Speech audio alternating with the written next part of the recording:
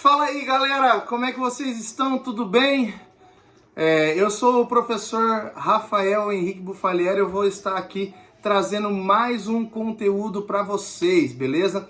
Esse conteúdo, ele é um conteúdo que ele pode ser aproveitado no 7º ano e no 2º ano do ensino médio. Apenas lembrando que nós trabalhamos, né? Eu trabalho com uma mini aula aqui, eu trago somente alguns pontos importantes, algumas ideias pontuais que vai acabar te ajudando no seu processo de estudo, ok? Isso faz com que o nosso vídeo seja menor e você consiga, digamos que assisti-lo inteiro, entendeu? Porque ninguém tem paciência de ficar assistindo um vídeo muito longo. Perfeito, galera? O nosso conteúdo de hoje ele é um conteúdo que nós vamos falar sobre o período pré-colonial brasileiro e o período colonial brasileiro, ok? Nós vamos ver razoavelmente, a princípio, os fatores que diferenciam uma coisa e outra, perfeito? Período pré-colonial brasileiro, nós estamos falando do ano de 1500 a 1530. Esse é o período pré-colonial brasileiro. Professor, por que esse período leva esse nome? Porque pré-colônia significa antes do processo de colonização. E nós vamos ver que o período pré-colonial e o período colonial brasileiro, eles têm distinções bem destacadas, ok? Nesse período pré-colonial brasileiro, nós vamos observar a seguinte questão. Portugal, ele desenvolvia um grande e intenso comércio com as regiões orientais das Índias, perfeito? Então, por exemplo, tem até algumas cartas dos antigos escritores que falam que os navios portugueses saíam aí a nau, 12, 14, 16 embarcações, voltava-se 2, 3, e essas 2, 3 que retornavam acabavam superando 10 vezes o valor dessas 14, 16 que iam em direção ao Oriente buscar riquezas, negociar riquezas para trazer para a Europa. Então o comércio, pessoal, com as regiões das Índias, região ali da cidade de Calicut, regiões ali orientais, ele era um comércio muito lucrativo. Quando, digamos que Portugal descobre o território brasileiro, que algumas coisas a gente precisa pontuar aqui e colocar em ordem. A nossa história tradicional brasileira diz que o descobridor do nosso território é um homem chamado Pedro Álvares Cabral. Só que nós vamos observar, pessoal, que Portugal já tinha conhecimento das terras brasileiras. É sempre importante a gente ter essa ciência. Portugal já sabia da existência das terras tupiniquins, perfeito? Pedro Álvares Cabral, ele não foi o primeiro português a pisar em solo brasileiro. Mas ele leva na história tradicional, justamente porque isso é um marco histórico, e como Portugal construía muita história por ser um país europeu, nós vamos ver que isso acabou sendo marcado e registrado na história, e acabou ficando dessa maneira, perfeito? Portugal, ele não se interessa pelas terras brasileiras. Por quê? Porque os interesses dos portugueses, assim como os interesses dos espanhóis, assim como os interesses dos franceses e ingleses, era encontrar territórios que tinham metal precioso. A grande busca desses países é a busca por metal precioso. E nós vamos observar que Portugal, ele chega aqui, litoral brasileiro, não encontram os metais preciosos que eles tanto ambicionavam, e eles meio que deixam de lado as terras brasileiras e eles continuam promovendo um intenso comércio com as regiões orientais, com a região da Índia, principalmente. Nós vamos observar que o Brasil começa a receber alguns visitantes de outras nacionalidades, claro que de maneira, para a época, clandestina, porque o descobridor do Brasil seria Portugal, então somente Portugal teria esse direito de posse, digamos assim, tipo, o primeiro que descobriu é dono, mais ou menos essa ideia. E aí nós vamos observar que os franceses, eles começam a se tornar invasores para os portugueses aqui nas terras brasileiras, né? E aqui nas terras brasileiras existe uma madeira em abundância que servia para tingir roupa a extração do pó dessa madeira de cor avermelhada servia para tingir roupas, estofados, coisas do tipo, que é o que nós chamamos de pau-brasil. Então, os franceses eles começaram a invadir o Brasil justamente para extrair clandestinamente o pau-brasil. Tanto é que eu não sei se assim é algo um pouco curioso, mas os franceses já tiveram 2 colônias no território brasileiro. Uma colônia é o que nós conhecemos como França Antártica e outra é França Equinocial. A França Antártica ficava ali na região de São Sebastião do Rio de Janeiro, popular conhecido Rio de Janeiro, aonde eles até desenvolveram uma aliança com índios da região, que nós vamos chamar de Confederação dos Tamoios, né? É um detalhe bacana para a gente estar falando aqui no nosso vídeo. E nós vamos observar que eles desenvolveram também colônias na França Equinocial, que é o que nós chamamos de Maranhão. Tanto é que a capital do Maranhão se chama São Luís.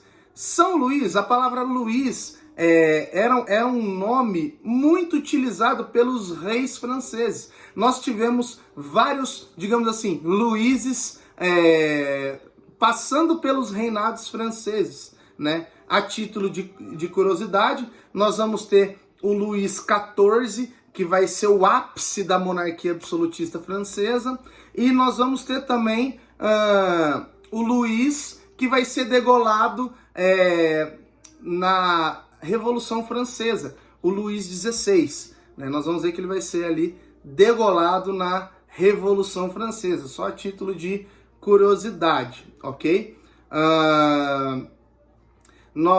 Voltando aqui ao nosso assunto, nós vamos observar que então esse período pré-colonial é um período onde os portugueses eles começam a ter mais atenção com o Brasil. Portugal começa a ter mais atenção com o Brasil, porque os negócios já não estavam mais indo tão bem como antes, né? E aí eles começam a promover a extração de pau-brasil aqui no Brasil, e eles começam a enfrentar dificuldades em expulsar esses franceses do território, perfeito?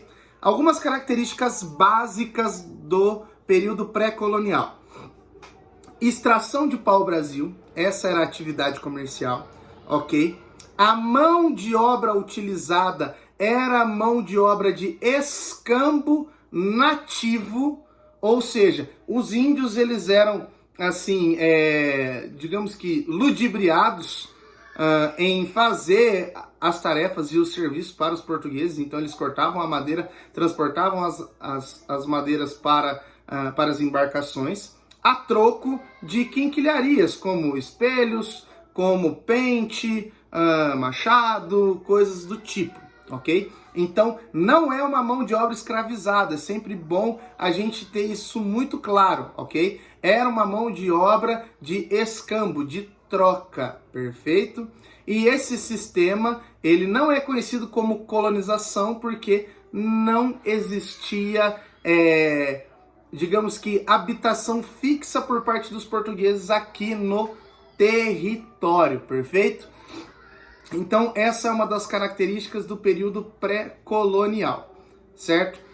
Nós vamos ver que os portugueses eles desenvolveram algumas expedições para tentar guardar a costa brasileira, né? Tanto é que o nome da expedição é Expedição Guarda-Costas, mas não vai dar certo isso. O Brasil ele tem só de litoral ligado a continente, digamos assim, mais de 3.800 quilômetros.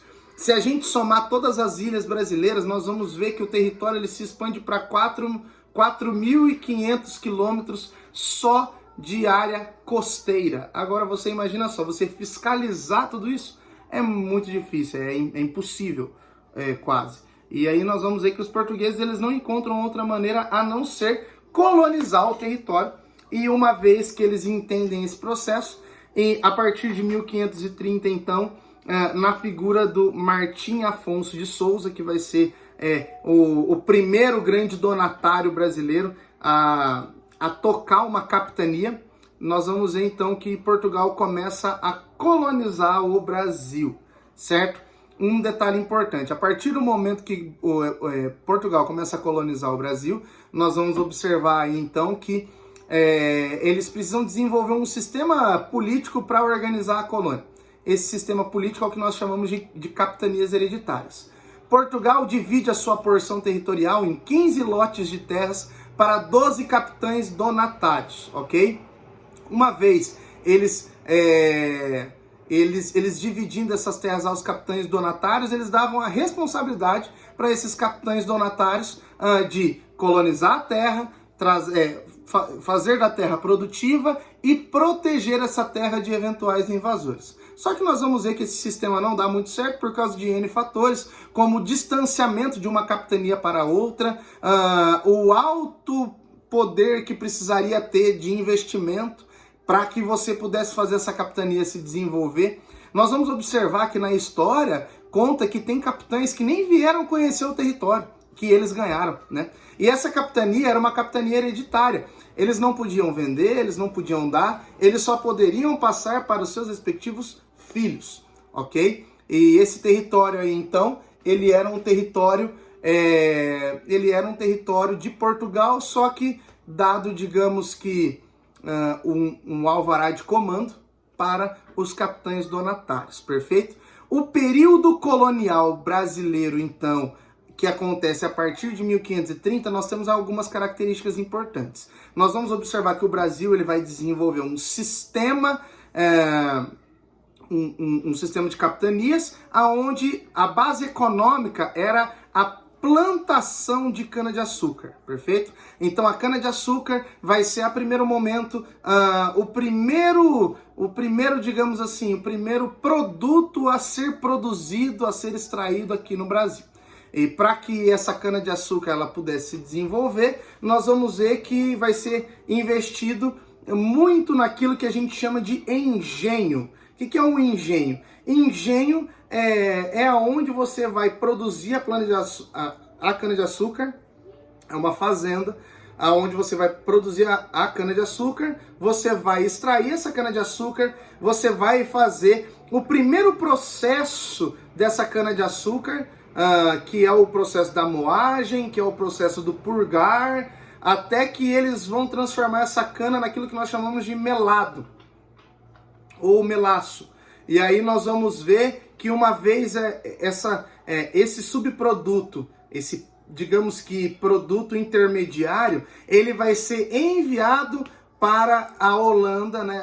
Os holandeses eles vão ter o domínio desse comércio aqui no Brasil, e aí eles transformavam esse subproduto aí naquilo que eles desejavam, seja açúcar. Nós vamos ver que aquilo que sobrava acabava virando doce, chamado de rapadura, que é um doce duro, digamos assim.